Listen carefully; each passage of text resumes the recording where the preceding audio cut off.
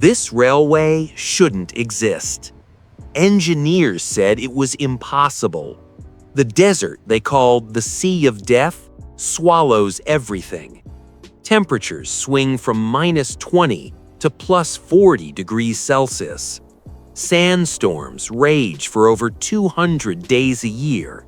Sand dunes migrate 20 meters annually, burying anything in their path.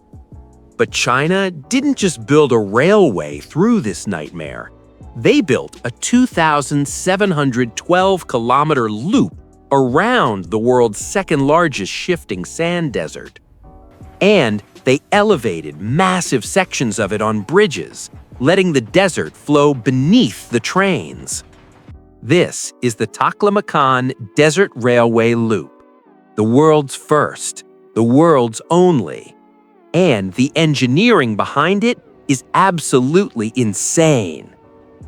To understand how impossible this project was, you need to understand the Taklimakan Desert itself. Covering 330,000 square kilometers, an area roughly the size of Germany, the Taklimakan is China's largest desert. Its name literally means, once you get in, you can never get out. For thousands of years, ancient Silk Road traders avoided crossing it.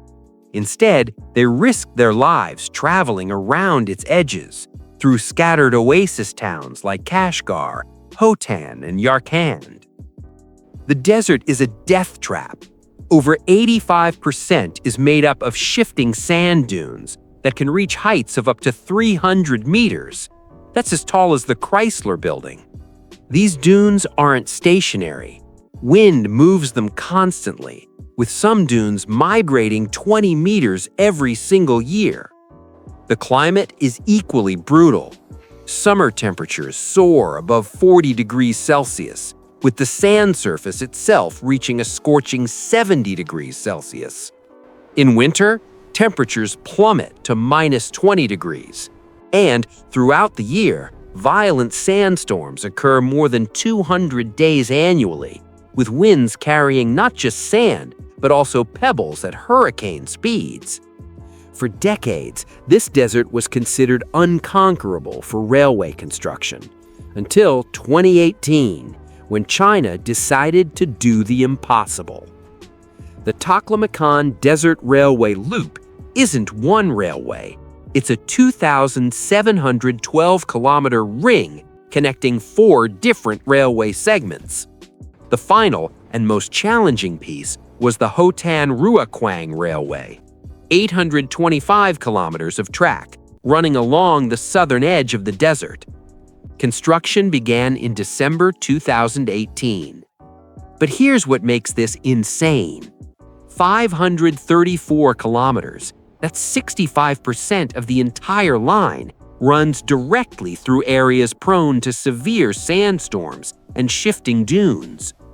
To put that in perspective, that's like building a railway from London to Edinburgh through an active desert that's actively trying to bury you.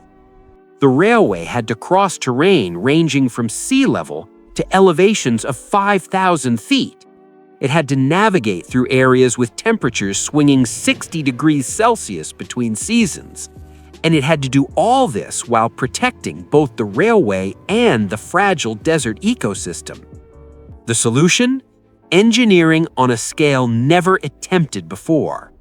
China deployed 50 kilometers of elevated sand-crossing bridges, massive viaducts suspended on pillars that allow the desert to pass underneath the trains.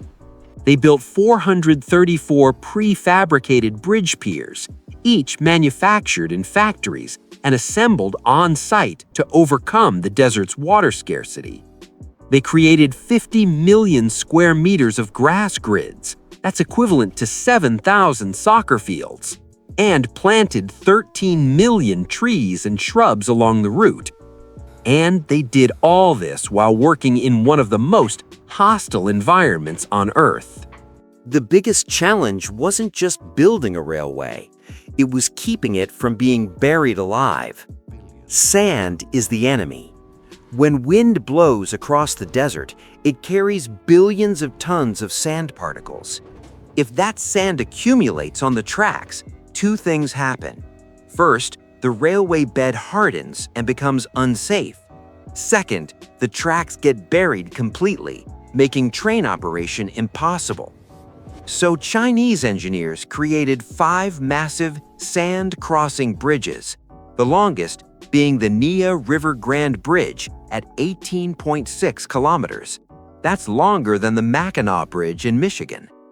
These aren't normal bridges. They're elevated viaducts with one purpose: let the sand pass underneath without touching the tracks. The Ruoqiang Grand Bridge features 297 openings specifically designed for sand movement. The average pier height is 24 meters. Some reach 35 meters tall. That's like suspending a railway on top of a 12-story building. But building bridges in a desert creates new problems. Concrete needs water to cure. The desert has none. Traditional construction methods require pouring concrete on site. In 40-degree heat with sandstorms, that's impossible. The solution was revolutionary: prefabrication. All 434 bridge piers were manufactured in climate-controlled factories, then transported to the desert and assembled like massive Lego pieces. This solved the water shortage problem, simplified construction, and dramatically improved efficiency. But the bridges were only part of the solution. Engineers implemented what they call external resistance and internal fixation, a comprehensive sand control system. On the outer edge, 1.5-meter-high vertical barriers block incoming sand. Closer to the railway, reed grass squares create a grid pattern that stabilizes the sand. Between these zones, they planted desert-resistant trees: haloxylon, red willow, Populus euphratica. The tall trees on the outside reduce wind speed and intercept sand. The shrubs near the railway fix the sand in place. Together, they create a green corridor stretching over 300 kilometers. For the first time in railway construction history in China, they built the railway and the environmental protection systems simultaneously. The result is a living shield that grows stronger every year. The system works. Despite being in the heart of one of the world's harshest deserts, where sandstorms rage for over 200 days annually, the railway operates safely at 120 kilometers per hour. Engineering solutions on paper are one thing. Building them in hell is another. Construction workers faced conditions that tested the limits of human endurance. Summer temperatures exceeded 40 degrees Celsius with no shade, just endless sun beating down on the sand, which itself reached 70 degrees Celsius, hot enough to fry an egg.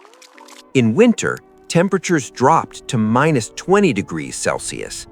To prevent damage to bridge structures, the construction sites prohibited any ignition or heating. Workers endured freezing conditions without fire. Sandstorms didn't pause for construction schedules. Workers had to protect themselves and their equipment with sand-proof tarpaulins. Construction vehicles were specially modified to operate in sand. Water, the most basic necessity, was scarce. Every drop had to be transported from distant sources. This made traditional concrete work nearly impossible, forcing the innovation of prefabrication. But perhaps the most inspiring aspect wasn't the technology, it was the people.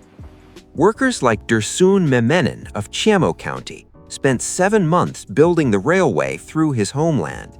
He earned about $1,000 per month, far more than he could make growing dates. But more than the money, he told reporters, "I'm proud to build a railroad for my hometown. I can't wait to see the railway in full operation." Railway attendant Mirai Masawer was born in Chira County, a place that had never seen a train before this railway. Before the line opened, she had to spend 2 hours on a bus just to reach a railway station for her work commute to Urumqi. Now, her hometown is connected to the entire network. These weren't just construction workers building infrastructure. They were local people transforming their own futures. On June 16, 2022, the first train departed Hotan Station. The world's first desert railway loop was complete. The impact was immediate and transformative. For the first time in history, 6 counties in southern Xinjiang, Lop, Chira, Yutian, Minfang, Chimo, and Ruoqiang had railway access. Over 10 million people of various ethnic groups were suddenly connected to China's national rail network. Travel times collapsed. The journey from Hotan to Urumqi, which previously took 34 hours, was cut to just 24 hours, saving 10 hours. More importantly, travelers no longer had to make a massive detour around the desert's northern edge. The entire loop takes 11 hours and 26 minutes to traverse. Trains operate at a design speed of 120 kilometers per hour, with 22 stations along the route. But the real revolution was economic. Local specialties that were trapped by geography suddenly had access to national and international markets. Walnuts from Hotan, red dates from Ruoqiang, roses from Hotan Prefecture, Sistanche, Atlas silk, products that once took 12 days to reach markets now arrive in 8 or less. The logistics cost reduction was dramatic, 40% cheaper for freight. The railway shortened freight routes by over 1,000 kilometers. Rosamat Nuri, manager of Kalamu Agricultural Company, expected to sell over 40,000 tons of walnuts annually thanks to the railway, product that would have rotted in warehouses before. As of mid-2023, nearly 900,000 metric tons of goods had been transported on the line. The variety of transported goods exploded from just 10 categories to over 100. Industrial development accelerated. Near Chira County's railway station, the Tianjin Industrial Park now houses textile and electronics enterprises. A regional logistics distribution center has been built, preparing to connect southern Xinjiang products to Central Asian markets. Tourism exploded in ways nobody predicted. Travelers from across China and the world now ride the railway not for transportation, but for the experience itself. Social media posts showing trains crossing the Taklimakan went viral. Passenger trips exceeded 360,000 in the first year alone. Trains ran at full capacity almost every day. Luo Jie, a financial worker from Beijing, told reporters, "Waking up in the sleeping berth, I'm astounded to find the train making its way through the Taklimakan.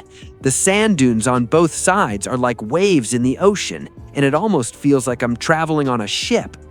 Local cultural performances in places like Ruoqiang County now run constantly to meet tourist demand. The Lowland Art Troupe performs traditional mukam, Uyghur music, dance, and folk art for visitors eager to experience the region's culture. The railway created something unprecedented, a way to tour the desert safely, comfortably, and affordably.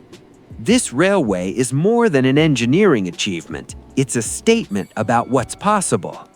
For over 2,000 years, the Taklimakan Desert has been a barrier.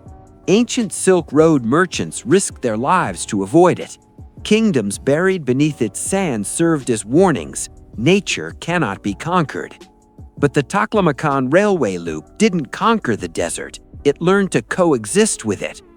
The 300-kilometer green corridor isn't just protecting infrastructure, it's creating a new ecosystem. The 13 million trees and shrubs are changing the local climate. They're reducing sandstorms, stabilizing dunes, and creating habitat for wildlife. This is the world's first railway loop around a desert, but it represents something bigger, a new approach to extreme environment engineering. Instead of fighting nature with brute force, Chinese engineers worked with the desert. Sand-crossing bridges let the dunes flow naturally. Vegetation systems harness desert-adapted plants. Prefabrication minimizes environmental impact during construction. The lessons learned here are already being applied elsewhere. China's broader Green Great Wall project aims to create a 3,050-kilometer forest belt from Xinjiang to Heilongjiang, preventing desertification across northern China. The railway connects to the Golmud-Korla line, which links to Tibet. Future plans envision extending tracks from Lhasa to Kathmandu, Nepal. The Taklimakan Loop is just one piece of a vast transportation network transforming Central Asia. For regions struggling with extreme climates, whether deserts, Arctic zones, or other hostile environments, this project proves something critical. The impossible is just engineering we haven't figured out yet. A railway through the Sea of Death, a loop around the unconquerable, a green corridor in the world's second-largest shifting desert. China didn't just build a railway, they rewrote the rules of what's possible. The Taklimakan Railway Loop cost billions to build. It took 3.5 years of brutal construction. It required inventing new engineering techniques and environmental protection systems. But now a 13-year-old student can take a train to visit his childhood hero's hometown. A local businesswoman can restock her shop in days instead of weeks. Tourists can experience one of Earth's most extreme environments in comfort. And 10 million people have been connected to opportunities they never had before. That's the real measure of success. If this video showed you something you've never seen before, smash that like button and subscribe. We're uncovering the world's most incredible megaprojects, the engineering marvels that are reshaping our planet. Drop a comment. What impossible project should we cover next? And if you want to dive deeper, check out the links in the description for more on desert engineering and China's infrastructure revolution. Until next time, remember, the impossible is just engineering we haven't figured out yet.